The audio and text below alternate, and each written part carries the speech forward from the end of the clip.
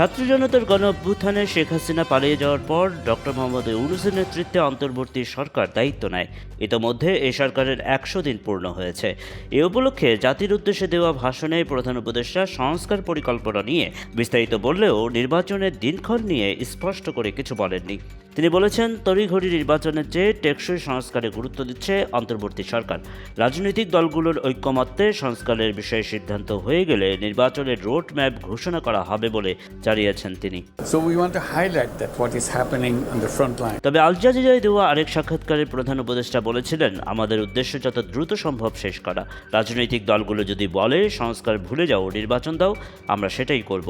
সংস্কার ও নির্বাচনের সময়সীমা নিয়ে ডক্টর মোহাম্মদ ইউনূস আরেক সাক্ষাৎকারে বলেছেন, সংস্কার যত দ্রুত হবে নির্বাচনও তত দ্রুত হবে। আর যদি রাজনৈতিক দলগুলো বলে যে তারা সংস্কার চায় না, তাহলে এখনই নির্বাচন দিয়ে দেব। তবে সংস্কার ও নির্বাচন সম্পূর্ণই রাজনৈতিক দলগুলোর মধ্যে ঐক্যমত্যের বিষয়, কারণ দেশের জনগণের প্রত্যক্ষ মতামত নিতে হলে গণভোটের আয়োজন করতে হবে। আমাদের সবচেয়ে গুরুত্বপূর্ণ কাজ হচ্ছে সুষ্ঠু নির্বাচন। এদিকে জাতির উদ্দেশ্যে প্রধান উপদেষ্টার ভাষণে নির্বাচনের রূপরেখা না থাকায় বিএনপি ও সমমনা দলগুলোকে আশাহত হতে দেখা গেছে। এক প্রতিক্রিয়ায় বিএনপি মহাসচিব মির্জা ফখরুল ইসলাম আলমগীর বলেছেন, ভাষণ ভালো হয়েছে, অনেক আশান্বিত হয়েছে, আমি একটু আশাহত হয়েছে। আমি আশা করেছিলাম প্রধান উপদেষ্টা তার সব প্রজ্ঞা দিয়ে সমস্যাটা চিহ্নিত করে নির্বাচনের জন্য একটা রূপরেখা দেবেন। দেশটাকেই আগে আমরা দেখব, দেশের বৃহত্তর স্বার্থে যদি কারো সাথে। তবে জামায়াতে ইসলামী শুরু থেকেই সংস্কারে জোর দিয়েছে। বিএনপি নির্বাচনকে অগ্রাধিকার দিলেও জামাত ভোটের আগে সংস্কার চায়।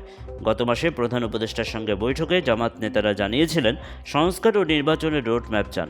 তবে সে জায়গা থেকে দলটিকে সরে এসে সংস্কারে জোর দিতে দেখা যাচ্ছে। জামাতের একাধিক নেতার ভাষ্য, আওয়ামী লীগ না থাকায় তারাই এখন বিএনপির প্রধান প্রতিযোগী। যদিও জামাতের এককভাবে ক্ষমতা যাওয়ার সম্ভাবনা নেই, তাই দলটির চাওয়া আগে সংস্কারের মাধ্যমে এমন একটি রাষ্ট্র ব্যবস্থা তৈরি হোক যাতে ভবিষ্যতে বিরোধী দলগুলোকে আওয়ামী লীগ আমলের মতো নির্যাতন নিপীড়নের শিকার হতে না হয়। একটা গল্প ফাঁদা হয়েছে, সেই গল্পটা পুরোপুরি হবে। বিএনপি ও এর সমমনা রাজনৈতিক দলগুলোর নেতারা বলছেন, নির্বাচনী ট্রেন যাত্রা শুরু করেছে। এই ট্রেনের শেষ স্টেশন সম্পর্কে জনগণ ও রাজনীতিবিদদের ধারণা দিতে পারলে নির্বাচন নিয়ে যে অনিশ্চয়তা আছে তা অনেকখানি কেটে যেত। তবে এখনও এ নিয়ে ধোঁয়াশা রয়ে গেল।